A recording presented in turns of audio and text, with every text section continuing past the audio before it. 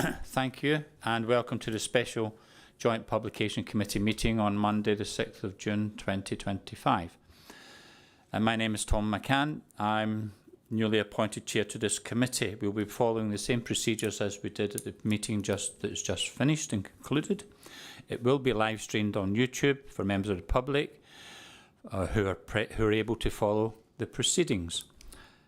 Present with us this evening are Councillor... Sorry, would everyone like to just say their name so everybody knows who they are, introduce themselves? Thank you, Chair. Councillor Iskander Jeffries, representing Bracknell Forest, and I am the Vice Chair. Councillor Nick Allen, Bracknell Forest.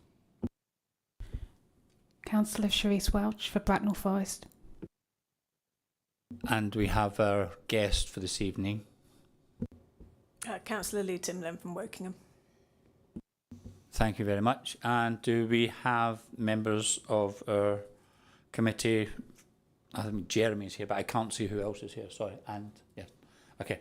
So we note those who are watching online. Could I also ask members to suspend standing orders and invite Lou Timlin to be here as a guest? I propose that. Can I have a seconder, please? Yes, Chair. Councillor Jeffries to second. All those in favour, please raise your hands. It's so carried. Thank you and welcome.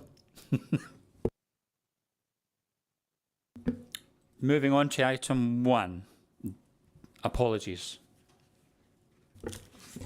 We've had apologies from Councillor Howard Wollaston.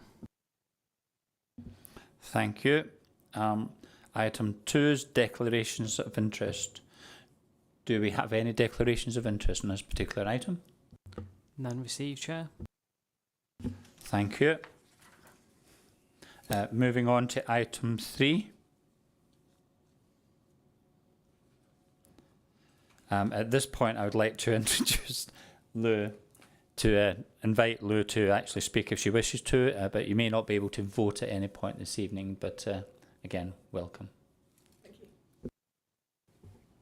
Thank you, Chairman. So I'll seek to introduce this report.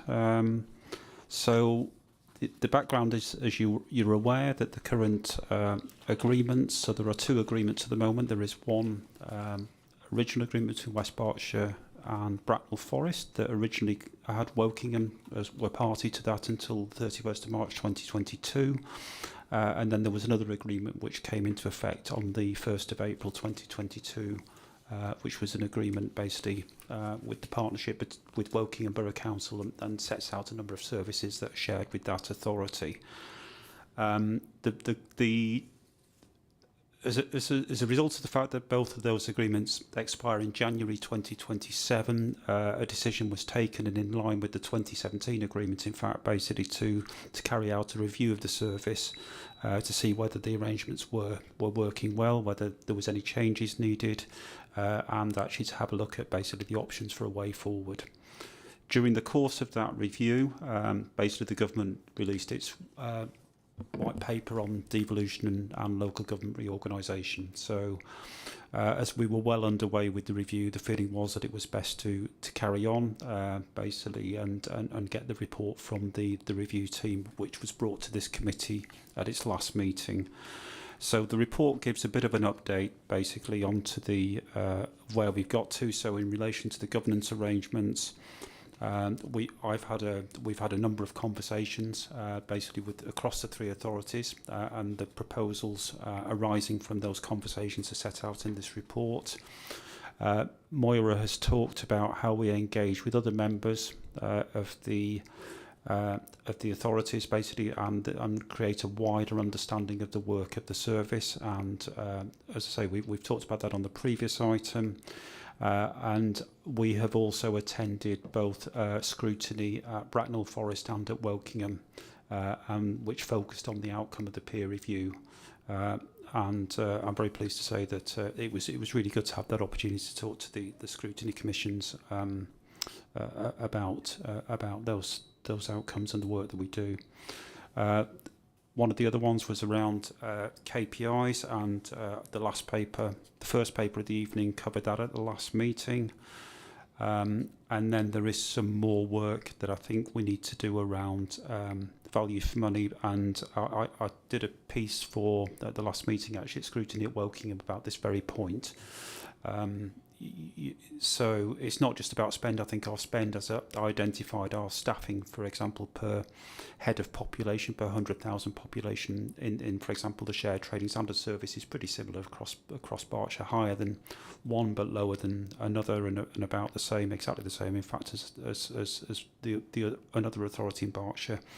But the value is, I think, in a lot of the other things that arise from the benefits of shared services.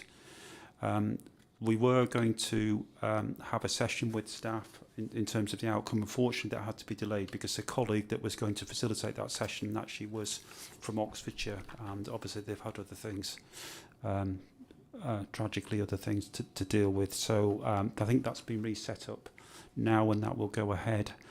And then the new workforce strategy, which identified that there was an issue that we were very good. I think the peer review identified that we were very good at identifying entry point and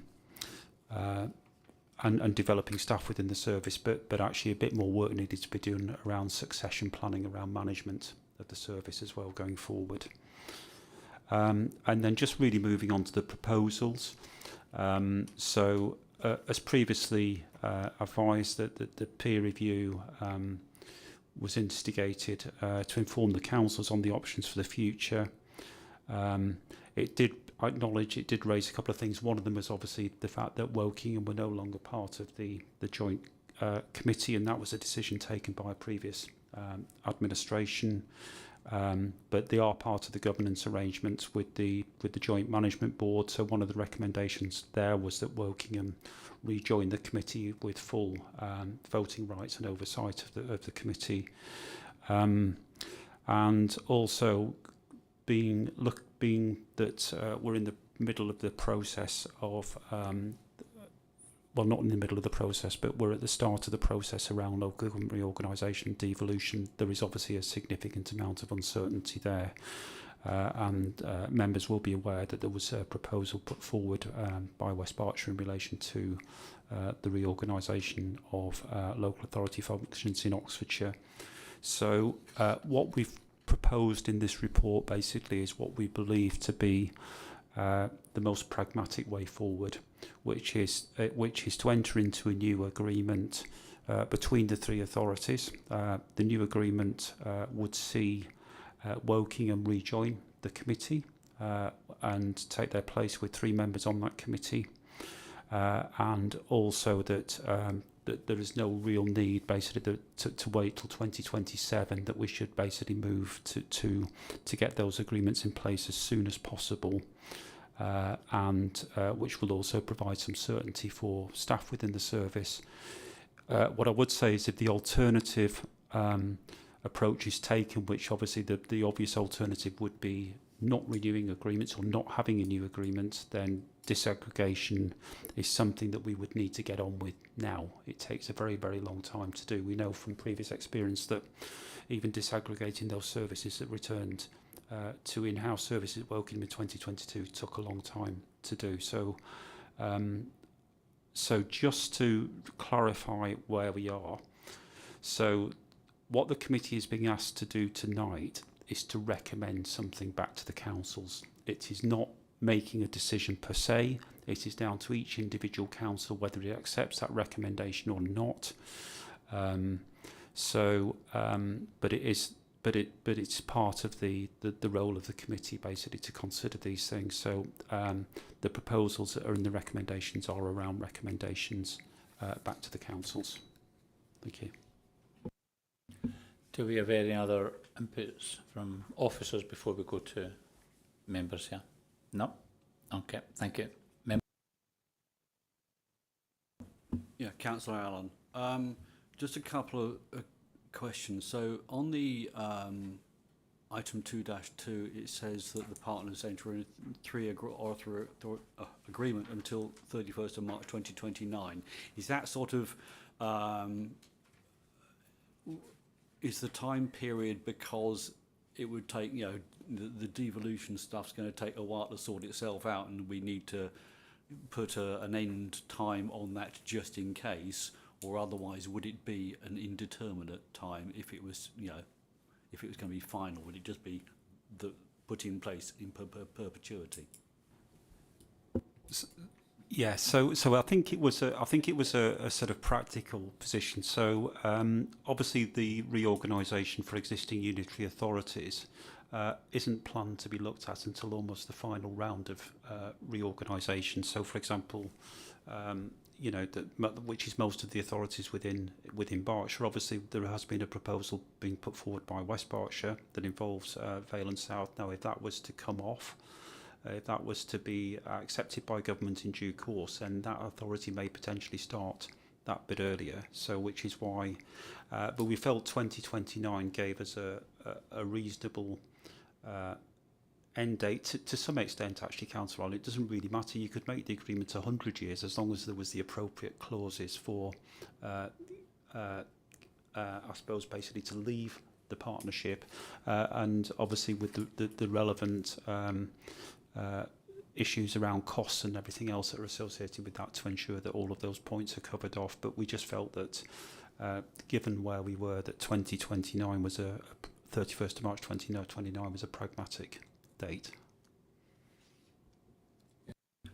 Okay, and the second point was that in the first paragraph it says about that all the other governance arrangements and terms are those as set out in the original shared service agreement of the 6th of January 2017.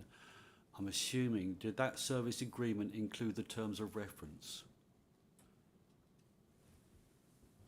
No, it didn't. They would be decided separately, but there are the options. So what we're proposing is an agreement which I think at the time we were all comfortable with in terms of its terms and clauses of that agreement of a very similar nature to that one that was entered into by the three authorities in 2017. There are the opportunities to look at you know, some of the issues around performance and service levels and all of that kind of stuff and priorities as we go into developing that agreement. But I think the key thing is what we're hoping to do is to get something in place across the three authorities, and it's going to take some coordination to do that, basically in time almost really for the next meeting. So the reason for asking that question was because if it includes the terms of reference, then of course the terms of reference at the time in 2017 had 2 members per council. Now it has 3, so there is a difference there. So if it included the terms of reference, then it would not be quite as per the service agreement of 2017. Yeah, that's a really important point. I mean, ultimately the terms of reference will rise out of the decision that is taken. But Moira, perhaps you could. So my understanding is that the inter-authority agreement sets out the governance arrangements, but they don't actually reflect the terms of reference. West Berkshire Council is the host authority, and as the host authority, we're bound by the constitution of that authority. So in terms of that, that's the reason why the terms of reference for this committee would have to go back through West Berkshire Council, and they did the last time when we increased the membership from two members from each authority to 3. They went through West Berkshire's governance structure, so that's how it would work. Thank you for your reports and indeed your questions. If we get any questions from Woking, are you quite happy with the process and you've been kept well informed and everybody's been really nice to you? Everybody has been really nice. Is that not normal? No, very well informed, and Sean's done a very good job of laying everything out for the council, and everyone is very much in agreement that this is something we feel we want to do. So, yes. Fantastic, and thank you for that. Well, this is going to be quite a quick meeting here this evening. I would like to propose from the chair that we accept the items before us, 2.1 and all the way down to 2.2 Romans 5. Do I have a seconder? Yes, Chair. Councillor Jeffreys to second. Could I have an indication of all those members in favour? Please raise your hand. Okay, that's unanimous. Thank you, members. And We look forward to welcoming Woking in due process. At this point, I now declare the meeting formally closed, and thank everybody for coming along this evening and your patience with the special agenda. Thank you. Good night.